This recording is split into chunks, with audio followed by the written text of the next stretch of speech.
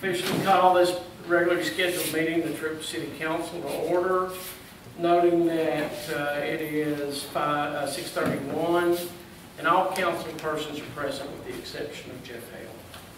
At this time, I would ask Mr. Richardson to give the invocation and follow up with the Pledge of Allegiance. Dear Heavenly Father, thank you for this day that we can come together and service this town and give us the wisdom. Thank you for this country that we live in, the freedoms that we have, and how we're so blessed. And let us be thankful. In Jesus' name.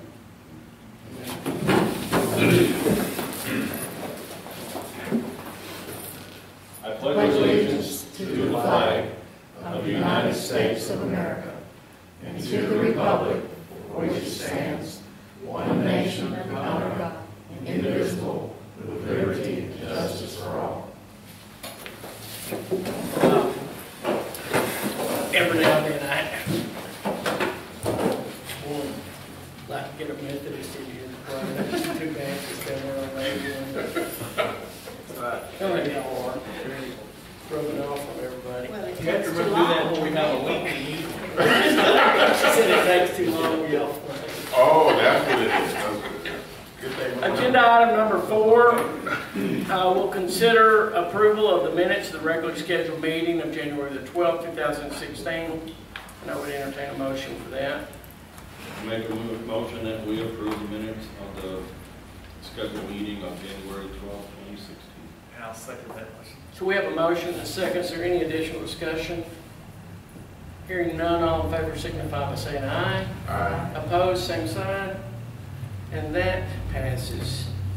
At this time, agenda item number 5, we'll recognize any citizens that would like to make brief comments concerning non-agenda items. And I'd remind you that comments on agenda items should be held until they're called for off the agenda. Any citizen comments? Okay. We're going to jump forward. I'm going to bring agenda item number 4 forward just before we do the financials. This will be a presentation by Kelly Holcomb and Brian. I don't know if you're going to make a presentation, but Brian Sims. Kelly and Brian are with the Angelina Natchez River Authority, ANRA as we refer to them, and they're going to give us a little update on the Lake Columbia project. Yes, sir. Thank you, Mayor, members of council. I apologize for not being here prior to this when we scheduled our last Lake Columbia participant meeting. I believe it was y'all's Christmas party, your annual Christmas party, December 17th, so I apologize for that. We made a presentation to the participants at that time. What I have for you is a copy of the documents that we gave them in this packet. And I won't go over in great detail all the documents or the data that's contained in here, but essentially what it amounts to is on the right-hand side of the packets, we have annual updates where I've gone back and summarized activities that took place in a given fiscal year, brought those updates current. I have been lax in doing that and not posting the information on the website. And then on the left-hand side of the packet is some draft contract language that we were working with Dallas. And again, you're free to review that. It's all been posted publicly. It's all there on the website. And all the participants have that as well. And with that, that's where I would like to pick up the conversation. At times past, I think the last time I was at this council meeting, we talked about the need to bring another participant in the project, somebody that has demand for water, purpose and needs, we call it, and then the money with a checking account big enough to write the check to actually accomplish building a reservoir. We had some meetings with all the participants, everybody agreed. I believe this council actually passed, approved a resolution, essentially reaffirming what y'all's intent was with regard to Lake Columbia and y'all's participation in the project. That same process occurred with all of the other participants, the other 60 participants as well. With that, we were able to make enough water available to the city of Dallas to meet their minimum threshold requirements. Basically, they were wanting 50 million gallons of water a day, or they couldn't commit to get the water. Financially, it just didn't make sense, pumping costs and construction, that type of thing. So we were able to achieve that threshold. Life was good. We were headed off in a given direction. Negotiating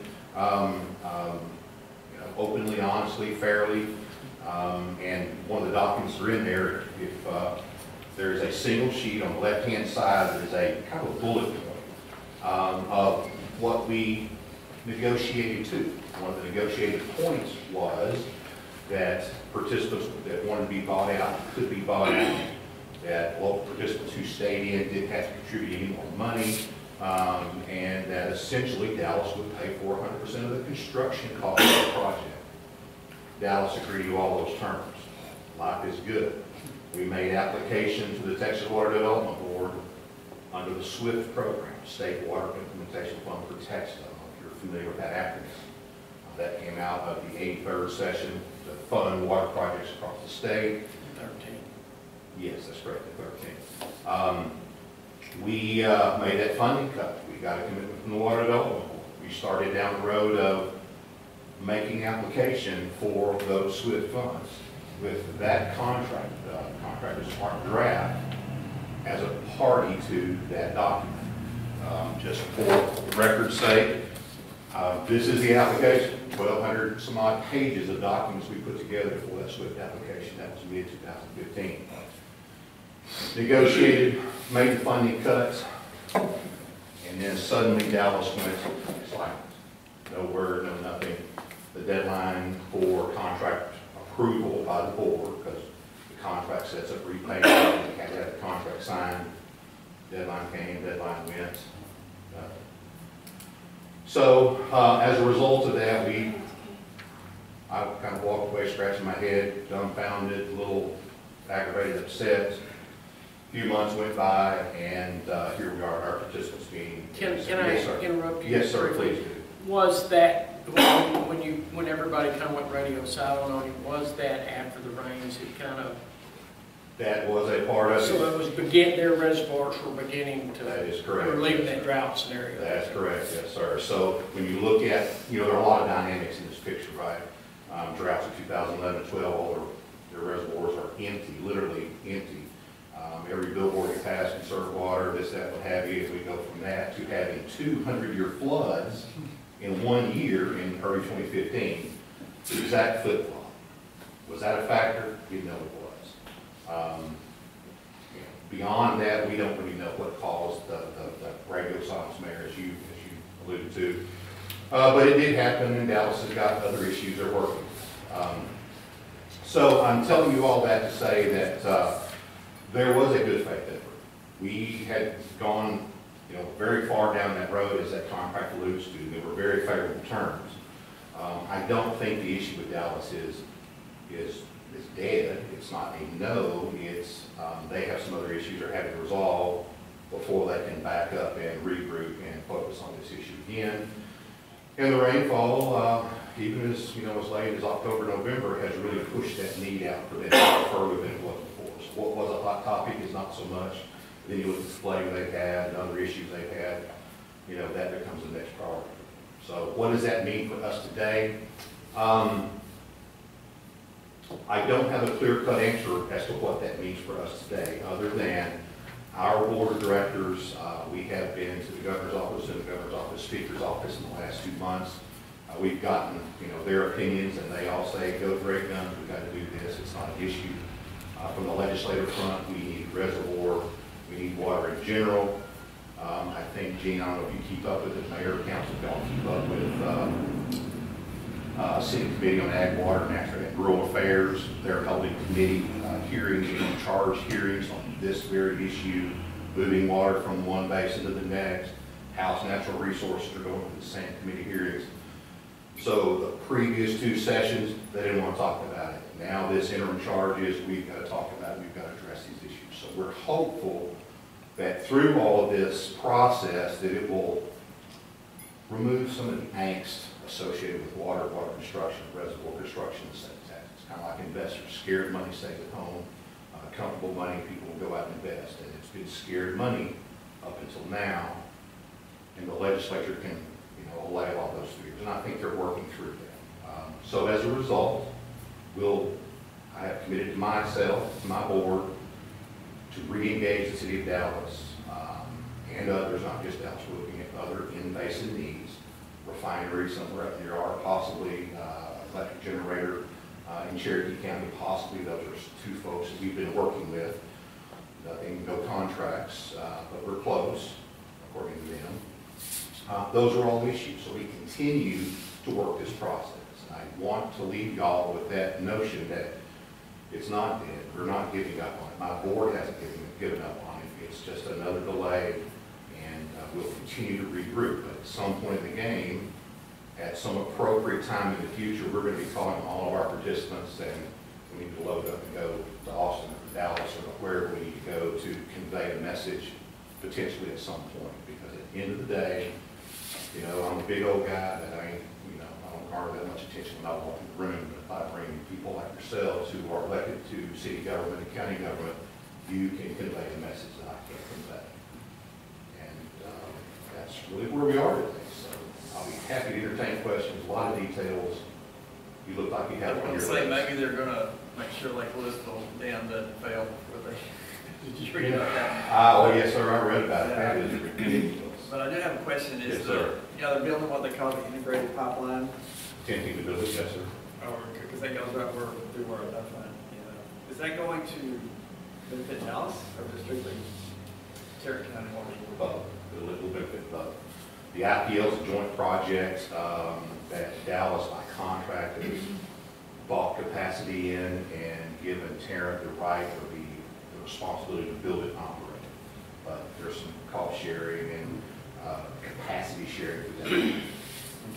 And that line ultimately, since you mentioned the IPL, comes to Lake Palestine. What makes Lake Columbia such a viable option is it's 18 miles from Lake Columbia to Lake Palestine, where we could then tie into that major transmission line and push Columbia water into the metroplex. Was there goal to treat that water in Dallas? Yes, it would be raw water, preliminary treatment, sticks, twigs, other foreign matters, and then raw water to the metroplex, so their treatment plant then and treated there and distributed out. So they wouldn't have to build a new pipeline from Columbia to Dallas? Yes, not from Columbia to Dallas, They would take it to Lake Columbia to Palestine. That's right. Right, already said that in the past. Yes. Or some variation there of it. It probably wouldn't go, we wouldn't put water from Columbia into Palestine. It would go from Columbia to their pump station and pipeline and make a direct connection.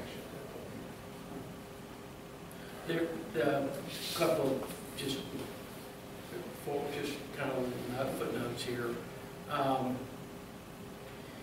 In the event that pipeline, for some reason, wasn't built, it would almost completely ruin any opportunity for Dallas to participate. I mean, any other hurdles that might exist, if for some reason they can't get that pipeline built, Dallas is not going to buy into this water. If you can't move the water, you can't buy the asset. So that's a real critical component that has to happen at some point. And there are a number of landowners that, would like to tell you right now, just like an oil or gas pipeline, they prefer not to have, the water pipeline across their land too. So bunch of eminent domain stuff, I think, dangling out there in front of everybody.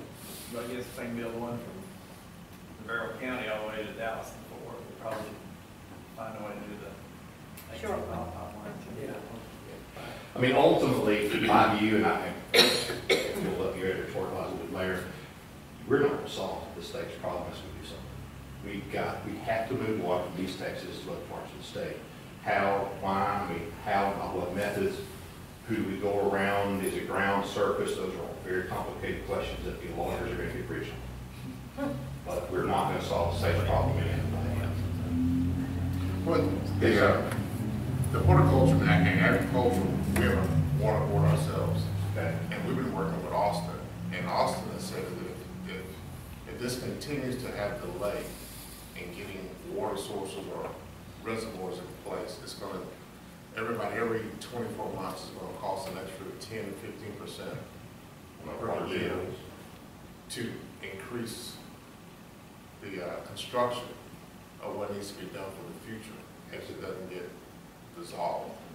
And California.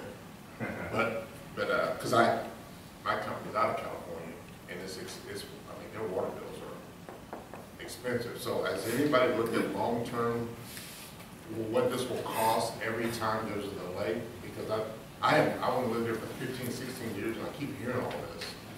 And this is a huge nursery, agricultural state.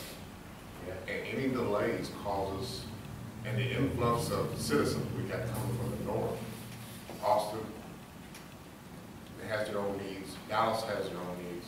It keeps continuing. So I'm sure somebody is smart up there to say, you know, what is the Excel spreadsheet of citizens coming in, water usage, because the 100-year situation ain't gonna fix it. Yeah, I mean, just because we got water today. well, all that water that hit the ground is in the ocean. Right. That's the problem. I mean, it's already gone. I mean, I applaud you guys for not letting it die, but somebody's gonna have to be a squeaky wheel.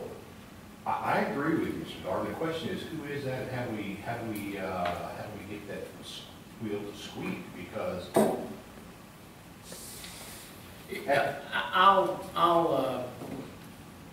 I'll give you the condensed version of some conversations that we've had collectively. Is that the original players that within the last year that we felt like were going to participate enough in the Columbia project to make small towns like Troup whole. We had voted before you got on the council, I believe we did, for a complete buyout. Because Troup couldn't participate, if the lake was approved, we couldn't participate in the construction of the lake, much less pipe water here. We got nobody to sell it to. So that being said, we had pretty well decided to move forward. We had, originally we didn't say the name, but it was Dallas. And unless there is a big enough player, like now, the state of Texas won't do it. It's going to be a city that decides that they want to ensure their future water rights in a particular reservoir. If the city of Dallas doesn't participate in it, it's just not going to go anywhere. And with that being said, when the radio silence thing happened back several months ago, those channels have stayed closed. that's correct. They're not open at all. And one of the things that Andrew is trying to do right now is to look into people who have relationships with the decision makers in that market to at least get an audience to get in front of, right? Because there's not even they haven't, and even state senators and other elected officials have attempted to get in front of the decision makers up there, and they're not getting the doors shut. And that's because there's no crisis today. That's right. If this were 18 months or 24 months ago, that wouldn't be happening. It would have been. It may be a different issue, but it would be happening. The council agenda, and we would have already been done and on the road to the remainder of the EIS section. So that's something that's been going on, and until maybe unfortunately whatever it was during one of the guys, I think the first presidential race when Obama ran, don't let a good crisis go to waste. I remember somebody's little political buzz, if there were a crisis in Dallas or Fort Worth, we'd probably be having a different conversation. We'd be saying, well, sure hope we made the right decision to get the ball out on that thing. But anyway, if there are no further questions, these gentlemen have to drive back to Lufkin tonight, and if you don't have any more questions, and if you guys don't have any more input, we'll give you the talk for opportunity. hours, so as long as you'd like me to go, I'll go. Or if you want to No, I think we've got a good idea of it. Most of it's we got most of our I's and cross our T's on that. I think so. I just want to make one prediction, Mayor. I think it's going to be a long hot dry summer. My personal prediction. Maybe that'll be the price. Thank you guys for coming. Yes, sir. Thank you so much. Item number 9 requires some action. Yeah. Yes, sir. Thank you. Thank you guys for coming. Yes, sir. Thank you so much. How long have we been?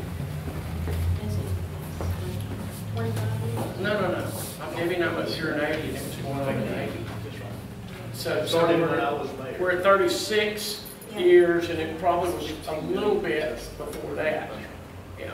When it was late East. Okay, we're going to move right forward with, Lynn has been very patient, Lynn Acker.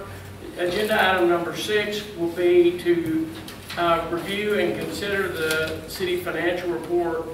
No, I'm sorry, number 8. Number 8, we're going to discuss and consider the acceptance of the audit for the city of Troup finances for fiscal year 2015, prepared by the CPA firm of Acker and Company. And we will consider the acceptance after his presentation of the audit. Thank you, Jeff. I think I know most of you. I'm Lynn Acker with Acker and Company, and we appreciate the opportunity to serve as your auditors again this year. Just some kind of general comments about the audit. As we have in the past few years, we had very good cooperation. We had unrestricted access to the records and people that we needed for performing the audit, and the audit went very well. We feel like that your people are doing a very diligent job at what they're doing and making significant progress in the accounting records for the city. We commend you for that. This year, as I go through the audit, we've had probably the biggest change in accounting for cities and governments that we've had since GASB 34, and that was somewhere around 2004. But I'll point out when we get to it that we had significant change in the way that we record pensions for governmental entities, and I'll point out what that means for you. The impact on you was not as significant as it has been in some of our other clients, but I'll kind of get into that as I go through it. I'll go through and hit the highlights of the audit and then answer questions that you have. Page 1 is our independent auditor's report, and our auditor's report is an unmodified report, which is the report that you want, which if you go out to borrow money or bonding or grant funds, the opinion that they have there is the unmodified opinion and what they're looking at there. And the opinion is that the financial statements are fairly stated in accordance with general accepted accounting principles. And like I said, that's the opinion that you want. Page 3 is management discussion and analysis. Is a good summary, and if you're just looking for a summary of the audit report, that is a good place to start there. I won't really go through that because I'm going to hit some of the highlights and things that are pointed out in that summary as I go through it. Page 9, I appreciate you coming through. Page 9 is your statement of net position. This is your balance sheet, if you would, if you were a for-profit entity, and it has the entire city there and brings in. This is prepared on an accrual basis of accounting with full depreciation, recognizing assets and depreciation there. Your balance sheet, you show this, you actually have current assets, current liabilities, you have a current ratio that is good, basically about 10 to 1 there in current ratio. And from my standpoint, different people have different philosophies, but I think your debt is very manageable. You see on the bottom line there that you have here total assets. This is your total net position, assets over liabilities of $2.7 million. The number that changed in this financial statement is your net pension liability, and that's $86,316. I'm going to show you we have a schedule in the notes that actually shows how that number comes about. But basically what that net pension liability is TMRS actually takes your employees and they project, growth in employees and how long they're going to stay here and what their raises are going to be, and then what kind of pension they might have at some point in the future when they retire. And they take the amount of money in your pension plan, and then they actually project earnings on that, how much more money you're going to put into that pension plan, and then do a projection of how much money would be available to fund those retirements. And we'll look at that schedule in just a little bit. They look at, you know, those two numbers and the amount that the accrued pension is in excess of the assets there to fund those pensions is what they come up with the net pension liability. In the past, all we've done is disclose that number because that number, that net pension liability, yours changed like $24,000 this year. And that number is going to jump all over the map, you know, based on what the stock market does, what they project the stock market will do in future years, and then as well as the assumptions on how long people are going to stay, you know, in working here and everything. So it's a really soft number, but it is on the financial statements, and it is impacting your financial statements at this point in time. In this case, you know, your net pension liability of $86,000 would not cause me any concern at all. It's just because, you know, I think, we'll look at the gross numbers. I can't remember what they are, but we'll look at them in just a minute. But excuse me, and as a point of perspective, this $86,000 is 11% of our annual payroll. I went and pulled other cities in East Texas. There are some cities in East Texas, major cities, that their pension liability is 158% of their gross payroll, which means. right, yeah, that's a really good point. Yeah, we have a client that is like 90% of the payroll, and so it's your number is not a problem, not a cause for concern that I would see at all. Can I ask a question real quick? So the 86,000 is like a scenario if everybody retired today, we would need that much to fund it, or is it it's really more that what they do is they hire actuaries to kind of, you know, what if scenario of how long people are going to stay, what kind of raises they're going to get. How long Johnny's going? And, you know, and what kind of they do, you know, what kind of turnover you're going to have and everything. And then they do the same thing from the income side of it. It might be a little bit clearer when we get to the schedule, and I'll show you on that and everything. But it's not like what would happen today. It's just when they do all their projections on the income side and all the projections on the liability side, the liability projections are more than the income side. And, you know, and so basically all that would mean, if all their projections came right, at some point in time, probably 30 years in the future, you know, a future city council would have to, you know, do more funding of the pension plan. But you funded the pension plan at what they told you that you should do that through the years, and I don't see a problem. I'll come to that schedule in a minute. Page 11 is your statement of activities. This would be your income statement if you were a for-profit entity. Your change in net position for the total primary government, there is a decrease here of $59,000, which your expenses in excess of revenue there of $59,000 for the city as a whole. I'll point out to you though, that's after depreciation of $320,000. And so, you know, you're really not budgeting for that depreciation and everything. I see that as a break even. In the long run, you want that number to be positive. It has been. But that's impacted by about $24,000 from your pension liability. And so I see that really as a break-even number and not a cause for concern from my standpoint. The page 12, and just going along, is your balance sheet for your governmental funds. And you have a fund balance in sideways there, but you have a fund balance of $389,000 there, which I think is appropriate for a city your size there. Once again, you know, you've been building your cash reserves there, and I think you've got those back into a much more manageable position there.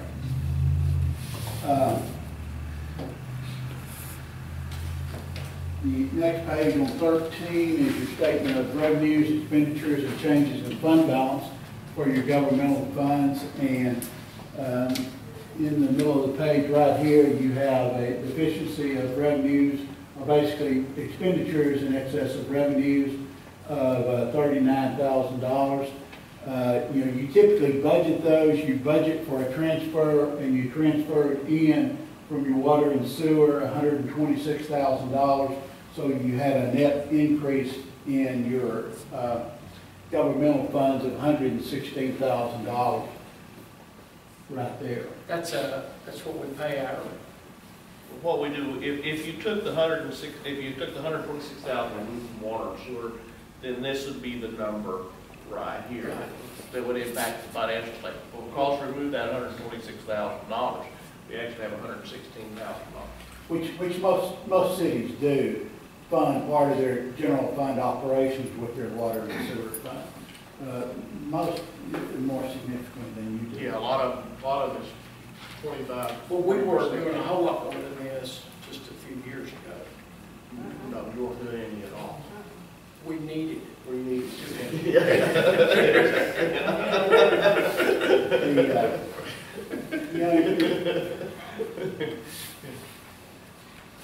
And our water revenues were down this year. Speaking of that, moving to page 16 is your statement of net position, your proprietary fund. Statement of changes in net position on 16 there. And you see your operating, you actually have an operating loss here of $47,000 in your water and sewer fund. But once again, that's after depreciation of $223,000. You know, but you know, typically I'll see, even after depreciation, I'll see a positive number there in the cities there, but that's, you know, just something for you. And there's that 126 transfer we have, which you actually had a decrease in your water and sewer fund, 174,000, but of course 126 was transferred to your general fund and 273,000 in depreciation. Yeah, water revenues were under our estimate. Yeah. Right. And then we, cash flows, I typically don't look at too much, and then the financial statements of the component unit.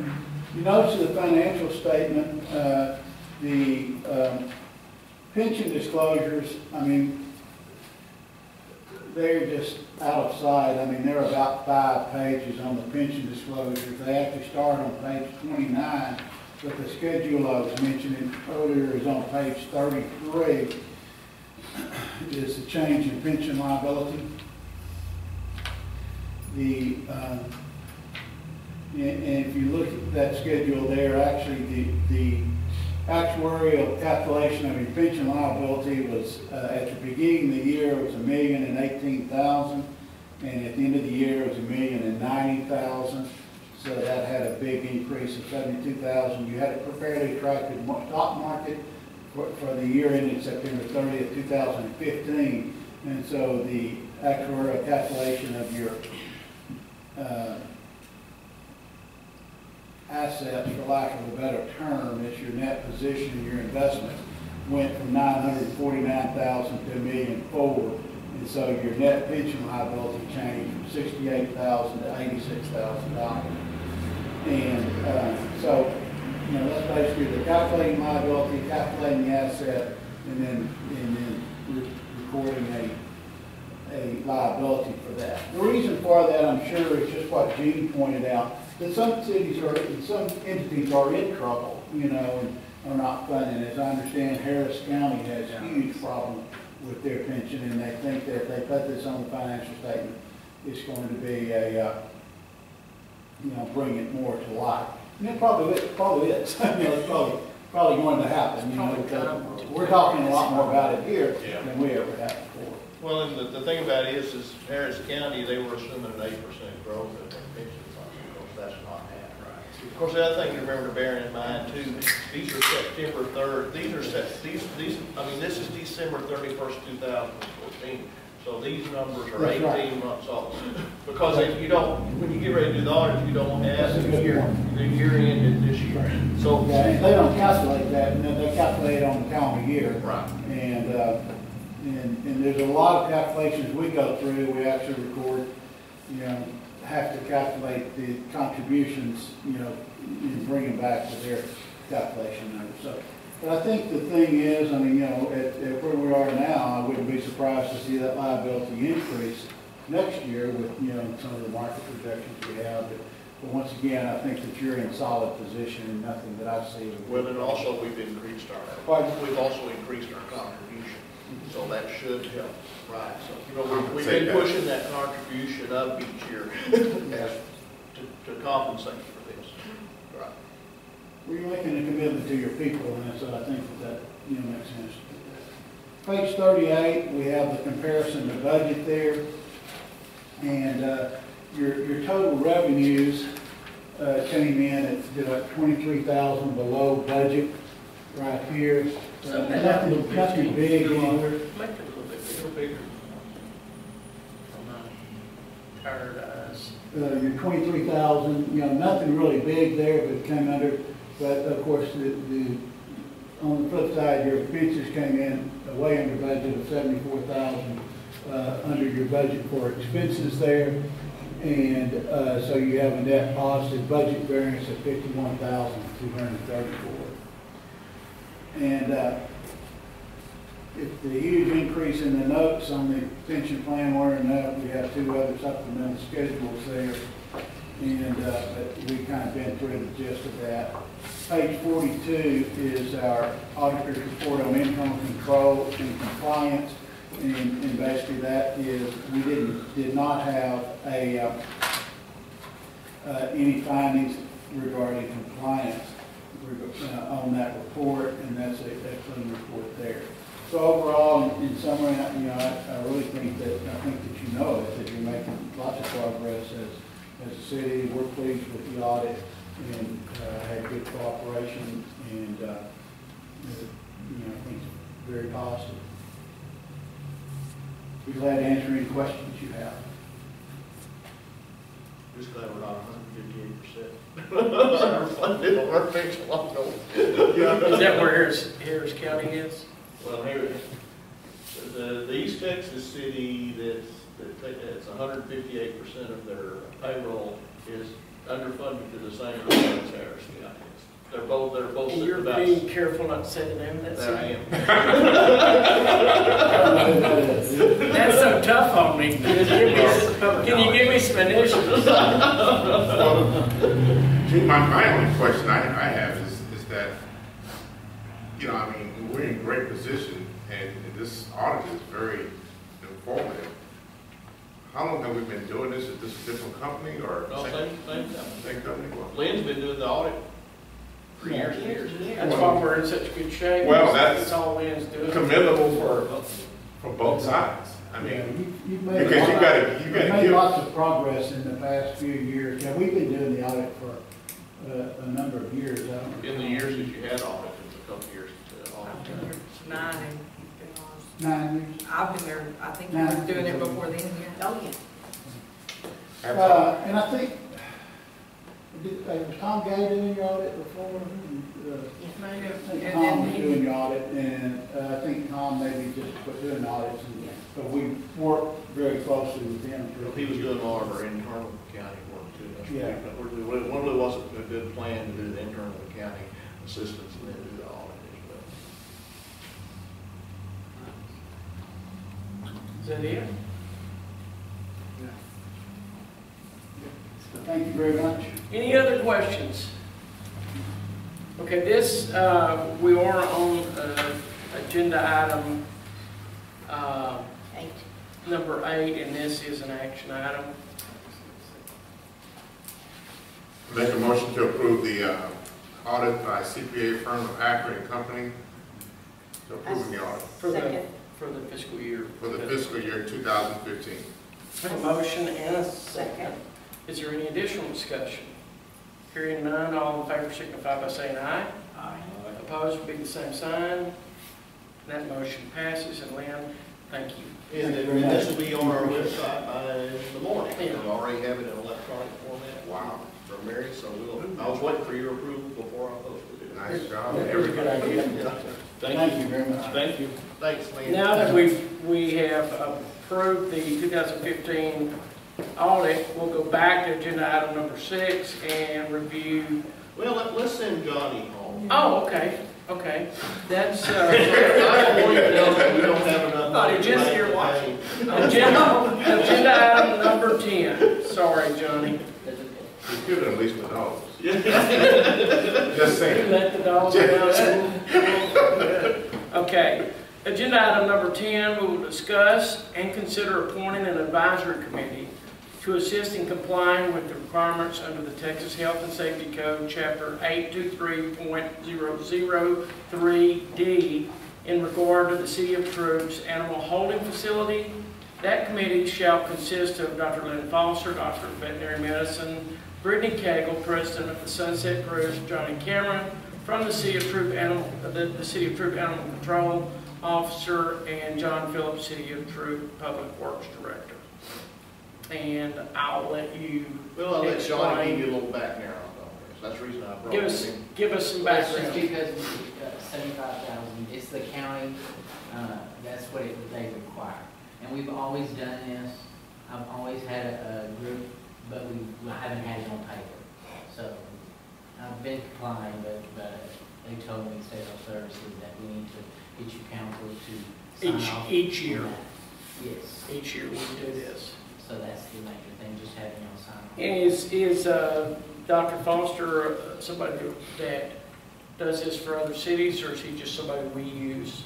No, she's just, I use her a lot in things here in the city also, like if we do catch and release programs or things like that. She does, the vaccination clinics. Also, this Dr. D. Hart, I work with her too, but I mean, these are the ones that there's also more that I work with. Okay. But these are going to be the ones that are called. Johnny and this group of people do an outstanding job. For a little town of our size. Yeah, He cares a lot about animals. yeah, there was a. The mayor's dog gets run over, he will cry. Well, I was at the office today, and the situation came up at the office, and you were right there to handle the situation. I thought you handled it nicely. In fact, I offered lunch. So. And if he doesn't think you're feeding your dog well, he will give you a lecture about how to feed and work your dog. In a constructive way, so a lot of people But he can't does do it in a that. very nice way. Yeah, a lot of people can't do that. And I know he knows my voice because I call him all the time. Well, you're probably not Well, I going think Joe's we're- dog is, No, I quit calling him that. I would just say, oh, and his dog would turn around and go the other way. He just like to fertilize the neighbor's yards. Yes, it is. And are there little females? So you've been on doing this for the Smith County Advisory Board for a long time. We're just not getting some No, recognition. well, we just haven't had that. We're required to have that. So we make sure that we get people to sign off on that so we can turn that back into the state and we'll be in compliance. Is there actually a document that we sign?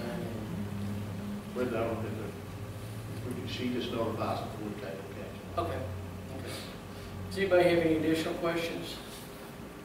On behalf of the council, Joni, I'd like to thank you for what a wonderful job you do and how compassionate you are for everybody's pets, but I can speak mostly about mine and my few friends that have had the opportunity to work with you, and appreciate the fact that you're as passionate as you are and take your job as seriously as you do. So thank you on behalf of the council.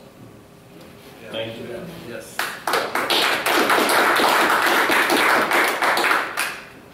And you don't have to stay any longer either. You don't have to drive all the way to Lufkin. Need to vote on this. Oh, we did? Oh, I'm sorry. do you have to list all those I'm names sorry. on this thing? Yeah, I think I have so. to. All right, I make a motion that we appoint an advisory committee to assist in complying with the requirements under the Texas Health and Safety Code, Chapter 823.003D, in regards to the City of Troup's animal holding facility. That committee shall consist of Dr. Lynn Foster, DVM, Brittany Cagle, President of the Sunset Group, Johnny Cameron, City of Troup Animal Control Officer, and John Phillips, City of Troup Public Works Director. I second the motion. We have a motion and a second. Is there any additional discussion? Hearing none, all in favor signify by saying aye. Aye. Anyone opposed, same sign. Motion passes. Now, Tony, I think it's going to be. You may stay if you like, but if you'd rather go home. I'm gonna take care of my nose. Okay, now I'm going to try to get agenda item number 6. We will review and consider the city financial report for the month of January in 2016. All right. Of course, this is the report I like to show you because it kind of summarizes everything. And it's the cash comparison report to this year from the previous year. And if we compare this year to last year, we're at $121,707.60 better off in a cash position than we were at this time last year. That's 16.31%. And if we go back 3 years to January 31st, 2013, City of Troup had about $500,000 in its working account, and right now we're at $867,000, so that's $352,096 and a penny in 36 months, or an increase of 68.26%. And so even if we take the $14,000 out that we paid for the street work, we're still in pretty good financial state. And not only that, but we're about $20,000 down in property tax collections as to where we were this time last year. So if you figure all that pluses and minuses, we're still in. That decrease in property tax collections is just You remember the slow notices coming in. came out late? Slow coming in. Yeah. Not a concern about it. No. It seems like we just sent a check in the last few weeks for our stuff. Right. We took in about $50,000 in the last 2 days. Because the things, the 1st of February was the deadline for penalty and interest. And so they're still processing on those. Right. So well, I'm not the least bit concerned about that. It'll all work out. It's just a matter of time. Okay. And the balance sheet is there in front of you, and also the revenue and expense summary. And the check register is online. I don't bother to print that off. And the detailed revenue and expense summary is recorded.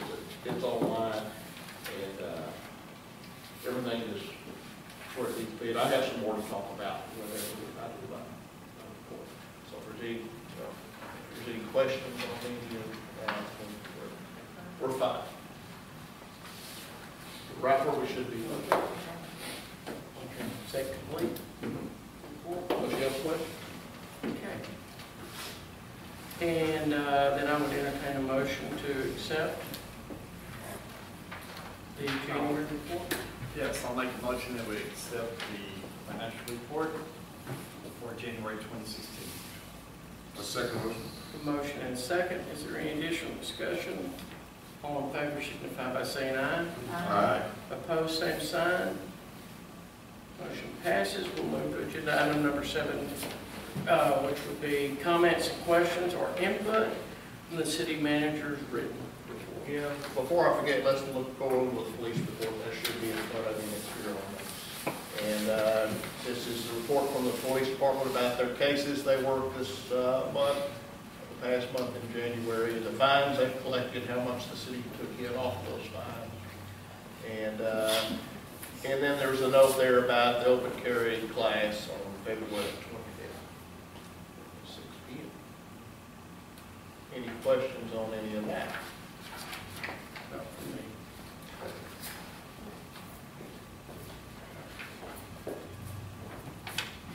I didn't bring all to be here while we read that. What are the financials?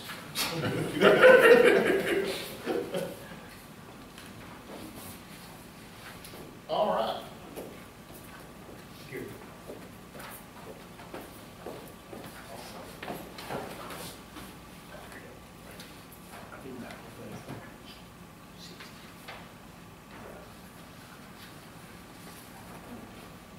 Okay, at the end of January, we're at the 3rd of the budget year.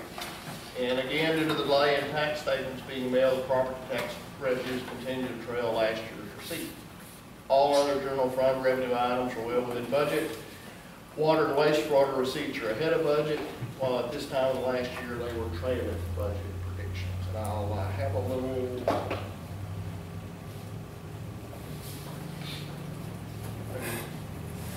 this is, okay, the little purple line, that is this year's water collections. And these, the other lines are the previous years. So you can tell that in October, we were well above where we had been. We fell down a little bit below 2012, 2013, which 2012, 2013 was our peak year for water buildings. And we were a little above in, that's October, November, December, we were well above 2012, 2013. And in January, we were practically high from 2012, 2013. So water revenues are, which is going to help our financial statements. And also give us the ability to do some things we need to be doing on our water infrastructure. So, and there are no major overages at this time in expenses. The February 2016 sales tax payment will not be posted in February the 12th. And this payment will be for December 2015 collections. And here is the little thing from the controller's website that now shows you when they were going to be making the payment and what months are covered by the payment.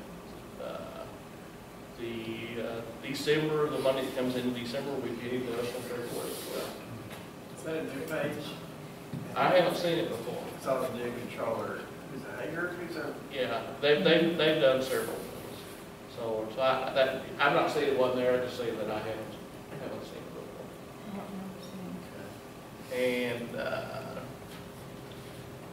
And we made our semi-annual interest payment in the amount of $19,228.20 on the city's certificate of obligation. It was due February the 1st, and we sent that payment in about a week early.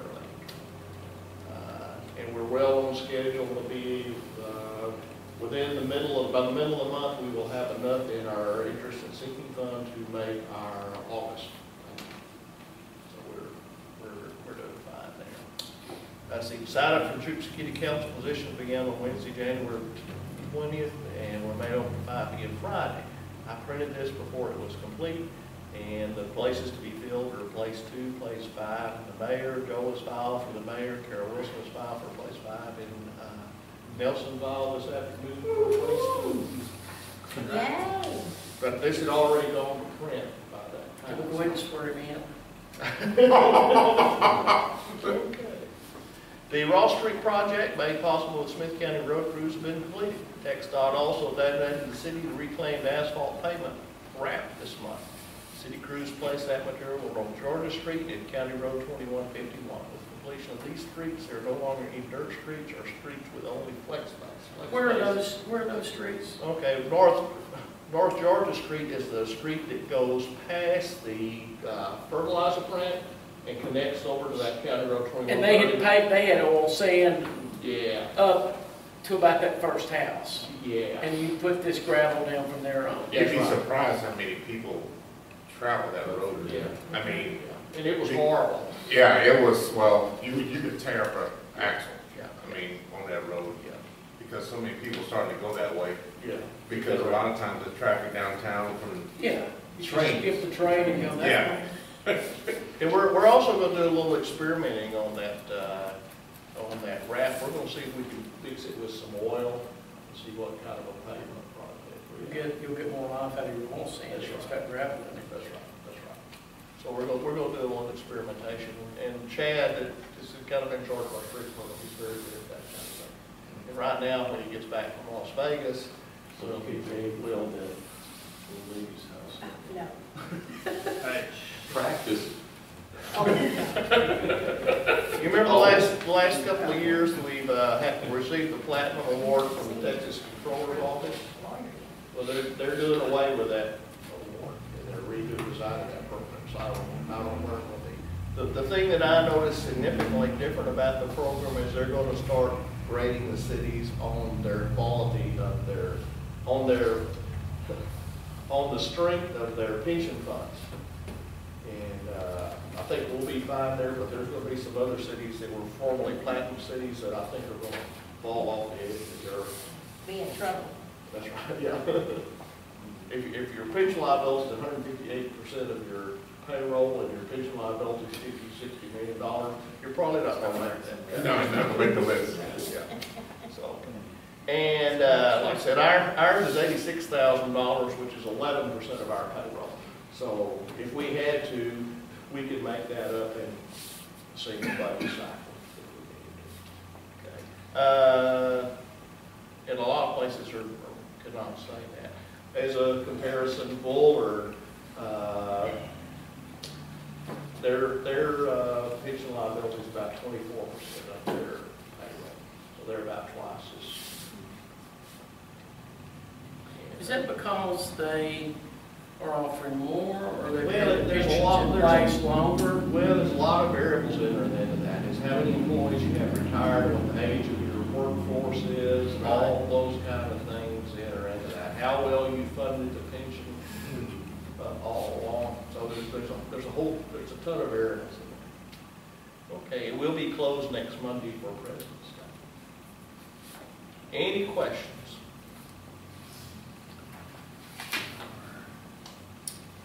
Any questions? We did use 100% of that gravel, No. so we still have some. Yeah, actually, the state gave us a lot more than what we asked for. Okay. We asked for 400 tons, and we think we may have 500 tons. Yeah, I saw Paul in the door. So good for patching and filling potholes and, yeah, that'd be something for him to experiment with the old sand. Okay. We'll move on to agenda item number 11. There's no action required on the city manager's written report. Agenda item number 11 would be to discuss and consider on a second reading of a project by the Troup Community Development Corporation to enter into an agreement with SPI Engineering for engineering fee and seal coat work to provide better access to low-income housing and access to schools and businesses in the amount not to exceed $41,000 for work on Magnolia and Colley Streets. And this is basically the other part, I guess, of that seal coat program that we have already approved. No, we did it on the first reading. It takes, because it's over $20,000 for TCDC, it requires.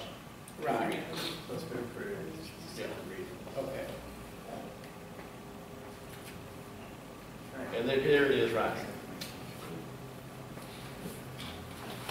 And that's resolution number 2016-0112-R. So basically what we need is the council would like to approve that. It's a motion to approve on the second reading this resolution. Okay. And I didn't put that back in the package. That's fine. Does that, somebody understand what needs to be in the motion? Yeah. Yeah. I wish you would. Okay. Make a motion that we approve this second reading of our project by TCDC. And it is for an agreement with SPI Engineering for their fees and seal coat work to seal coat the streets of Magnolia and Colley Streets. This work will not exceed $41,000. And you put that resolution Resolution number. right up. Oh, the resolution number of this. It's right there, good. On the screen. It's on the screen. Well, here it is. And this is referencing resolution number 2016-0112-R01. Okay. We have a motion. Is there a second? There is a second. Any additional discussion? Hearing none, all in favor signify by saying aye. Aye. Opposed, same sign. I feel like Buffy and transcribing that. Okay. Agenda item number 12, we will discuss and consider revisions to the City of Troup Employee Handbook. Okay. What I have put in front of you there, Buffy's going to be handing out. I'm giving The old what's in place right now. Yeah.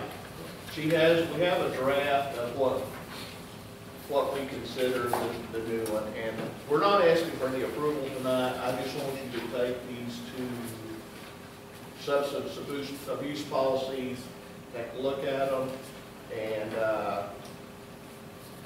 Is this what we were discussing remember I told a you we meeting were, or two ago? yeah, last meeting, I told you we were out of compliance with that, because we were requiring drug So you testing might before want to employment now, of every future employee. maybe. And there are only certain ones that we do. That we're entitled to drug. So this is in place. The one that she's put out, the one that, yeah. The one that I put down now is the one we're thinking about, Oh, this is the old In place. This is- or present.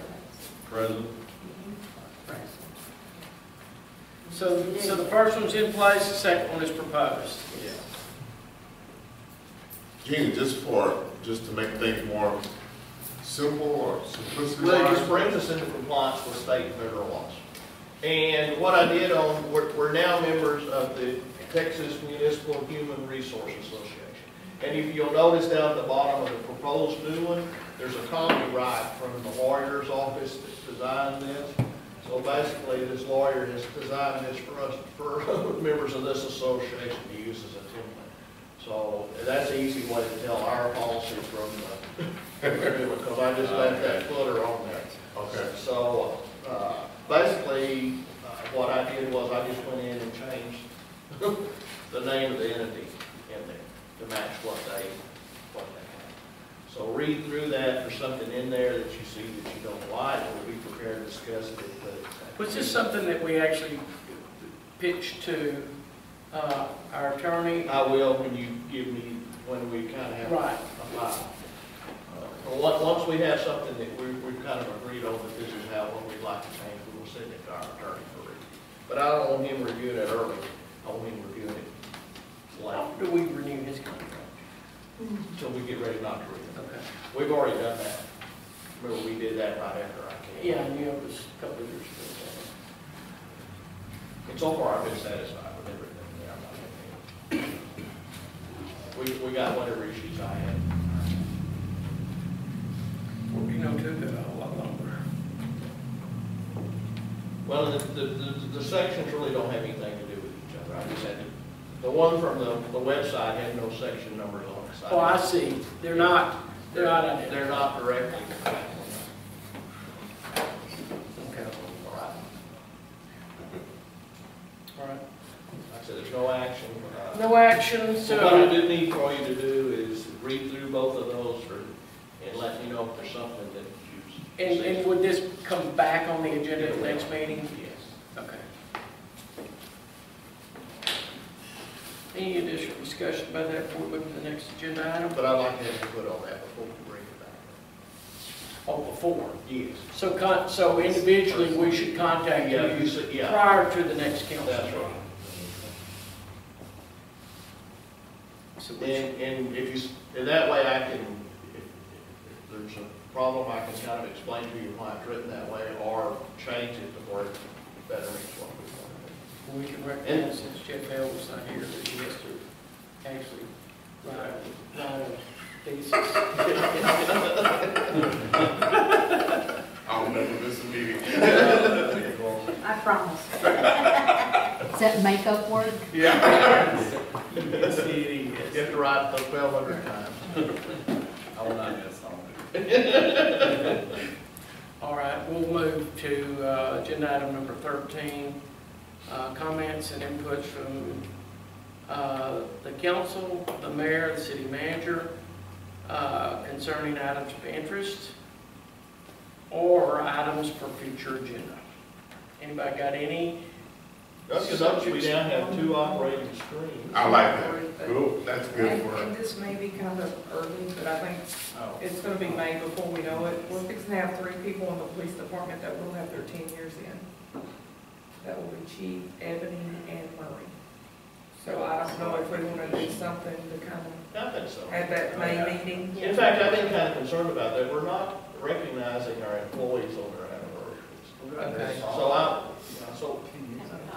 So, well, no, we can't do financial because it's not, you can't do it if it's not in the budget.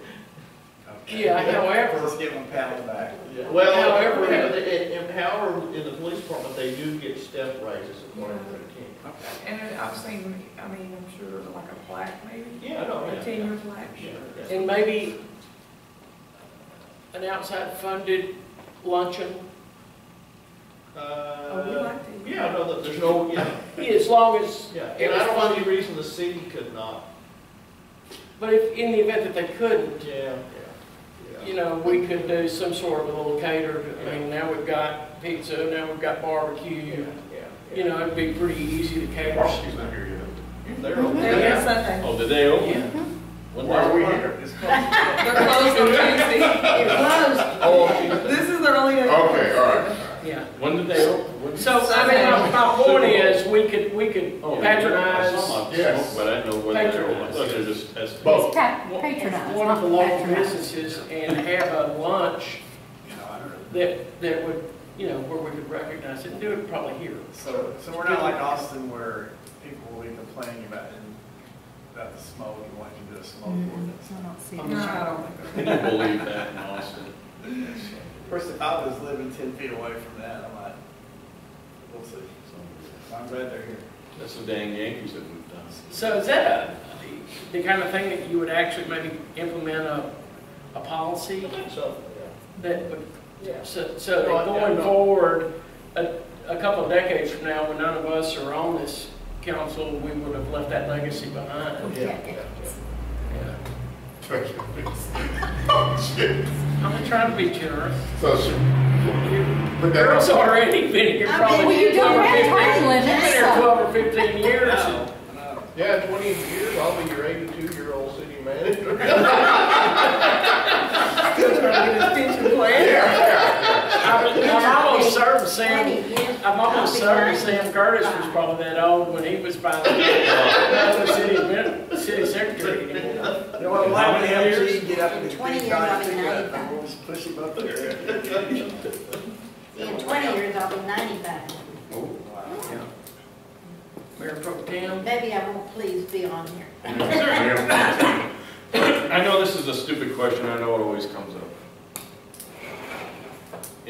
But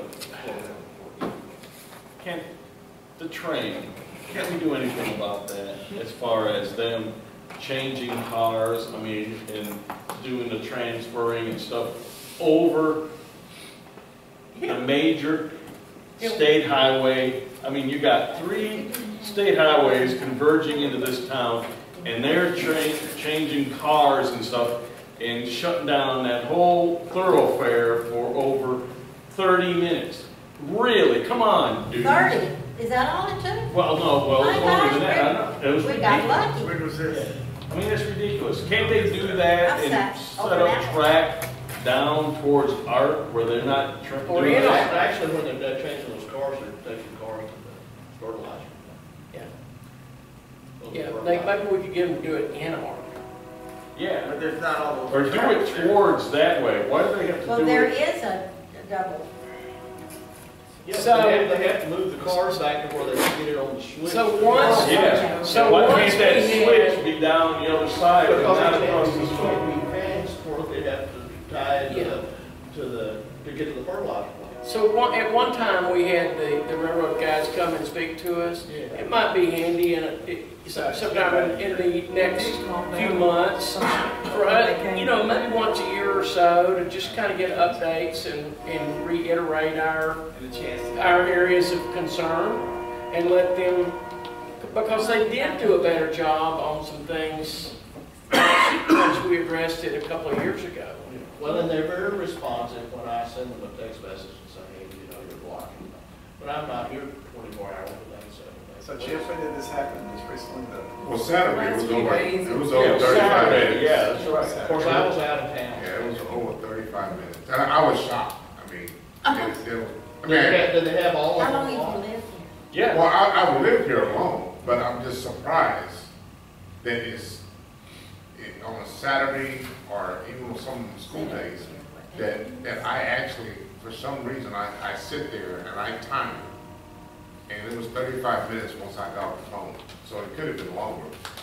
So it's conceivable that the opportunity there generate additional sales tax revenue exists. The pizza place on this side of the track and the mini mart on the other side of the track both sell pizza, so they could run out. And just, Oh, Well, I know I went and bought some Sell groceries slices and and still, slices then of came pizza. back in because it still was there, and I went back in See, and you spent more I money. don't care. See, I see the benefit of that. Well, you call me when that kind of thing is happening, like I said, Saturday I was out of town, because Phyllis's sister had a stroke. No, but I mean, is there anything that we can do or something that can be done? I know, well, now that I know it's a fertilizer plant, I mean, can't this be adjusted where it's not blocking this major thoroughfare? And we I mean, is there anything that can be Well, done? that switch is Yes, there yes, since yes. they built the railroad here, you know. Well, then we Can't have that switch be moved down? What of it? I don't think so, because you have to get those cars into that. I understand that, but I mean, just, they can come in another way. Why don't we have Come in from the backside and up. diagram no, tracks to show us what's going on? you just don't understand. Yeah, you have to go around and drive down to the fertilizer plant and see how the track lays. And you can't go so far, you can't stop so far going down this way, or it's off grade. Yeah. And you can't get going again.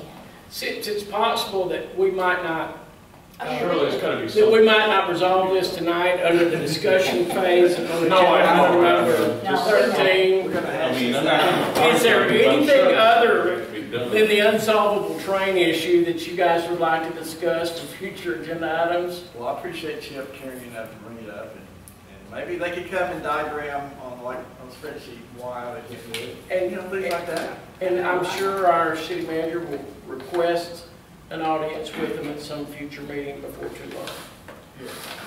I really can't believe. Any additional items that you guys would like to see on the agenda? Yes, next month, Gene, be good to schedule like a presentation or whatever from Nelson and I on that ordinance that you wanted us to look at, as far as toilets on porches and things like that. Right. Windshield's missing out of the back of the car at one of my red houses. That's a moot point. That's a dead issue. Because the car's gone. One of them. I like the plot. Here's his switch right here. Look at that first. It goes to the, see where Joe and I were just talking. it hits this track here and goes to the fertilizer plant right here. I've lived here 44 years. I've lived here 56 years. Never seen And anything. when the feed stores were on the Well, I tracks realize that. I mean, I'm not. and the lumber yard, there was constant So if they're stop. switching the car. And the trains went And north they and went south. this way, they went. So the one would come north, one would come south, and they would pass the Troup and they'd slow down. That's the fertilizer. One would get up here and it'd have to stop until the other one But I mean- around, and then it would take off. Forever. And they were Is it coming, possible they'd to stop move that and switch unload. farther down the track? You mean down on that? And they'd stop and, I for the don't see feed that. store, they would have to No, get that off would- that and- track and get on another track And to it get up doesn't, next to even the if they feed moved it store. further down, it's still The not back dovers, to the car. and then they'd have to stop and unhook. And so you know how much time that took? And sometimes it'd be 2 in the morning, they would have to get up and come down here. Wow. But they didn't care what day of the night, day, whatever, they just did it. And then they had the lumber company next door to David's feed store up there, and then they had Alice's feed store on the other side, and it was constantly. What you have to remember about the railroad now is they tell Tech stop, basically, you Yes, can't do anything with us. that's right. They've always done it. They've always been the entity. Oh, I know what they I are. think there's nothing wrong with. Then I'm gonna let y'all know that, you know, in that East Texas, Destination East Texas that we put together, along with the little write-up about Troup, the photo that we have chosen to represent Troup is the train. Here's the truck. Thank you. Well, you know, it is the train. I hate the It's a dang nice train. picture too. I always did too. It should It's a nice be, picture. it should be a little video of Chip running in and out of Brookshire's. Looking Be a video of Looking me at, cussing looking in at the the car. traffic stopped on Duval and shaking his head and going back in Oh, my Brookshire's God. to the wine aisle. My father. And of course, on a Friday, they stopped there at like 5:20. They stopped on the railroad tracks at 5:20 on Friday afternoon. I have to tell you one funny story. My father-in-law, bless his soul, he was a corker. And one time they stopped that crossing and this crossing, and he was trying to get his feet unloaded and all that kind of stuff. He jumped in the pickup, ran down the other side over there and crossed the track right in front of the train and stopped of the engine. Got out, took his cane and beat on that and cussed that engineer for all. And when she says corker, he carried a mason jar with him when he left the house in the morning. He was uncorking his mason jar. I never knew that in my life until you told me that. And it was about this tall when he drove a 4x4 truck. It was about 6 inches lifted. And it scared him so bad. My dream would be to have a missile launcher, shoulder missile launcher, Because and he just just figured blow the up. guy to get out. Well, then you have to do rail. Okay, we're still on video. We're on video and on recording. Agenda item number 15 would be a motion to adjourn. I'll make a motion to adjourn. A second. Motion and a second. All in favor signify by saying aye. Aye. Adjourned at 7:46 p.m. Thank you all for coming. Suzanne. Suzanne, thank you.